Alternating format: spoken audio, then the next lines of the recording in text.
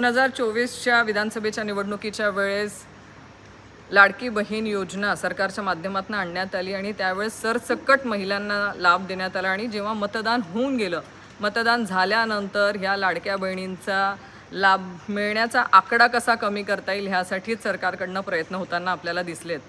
त्यांना वेगवेगळ्या जाचक अटींमध्ये या लाडक्या बहिणींना अडकवण्याचा प्रयत्न केला गेलेला आहे। ई-केवायसी हे त्यातलंच एक जाचक अट ही महिलांना पात्रतेसाठी टाकण्यात आली आणि गेल्या अनेक दिवसांपासून आपण बघतोय की हे ई-केवायसी करत असताना जवळजवळ 75 लाख महिलांना अपात्र सरकारच्या माध्यमातून करण्यात आलेलं आहे।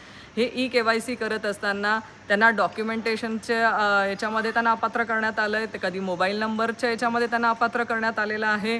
काही वेळेस तर जेव्हा महिला ई-केवायसी करण्यासाठी जेव्हा जात आहेत तेव्हा त्यांचं नाव देखील परस्परच कट करण्यात आलेलं आहे, तेव्हा त्यांना ई-केवायसी करण्याचा संबंधच उरत नाही।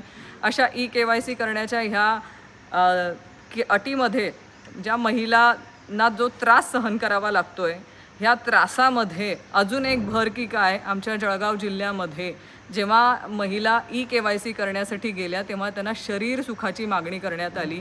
ही महाराष्ट्रातली अत्यंत दुर्दैवी आणि अत्यंत क्लेशदायी घटना म्हणावी लागेल की जेव्हा ई-केवायसी करण्यासाठी महिला गेली तेव्हा तिच्याकडे शरीर सुखाची मागणी करण्यात आली होती। मी महिला आणि बालकल्याण विकास मंत्र्यांना विनंती करते की तुम्ही ही जी जाचक अट महिलांना लादलेली आहे, कारण त्यांच्या लाभार्थीची संख्या कमी करण्यासाठी, पण हे करत असताना माझ्या महिलांची सुरक्षा देखील तेवढीच महत्त्वाची आहे आणि ह्या घटनेचा आपण जास्तीत जास्त चांगल्या रीतीने या घटनेकडे लक्ष द्या। या आरोपींवरती कठोर कारवाई करा जेणेकरून माझ्या माता भगिनींवरती परत कुठल्याही महिलेवरती असा प्रसंग येऊ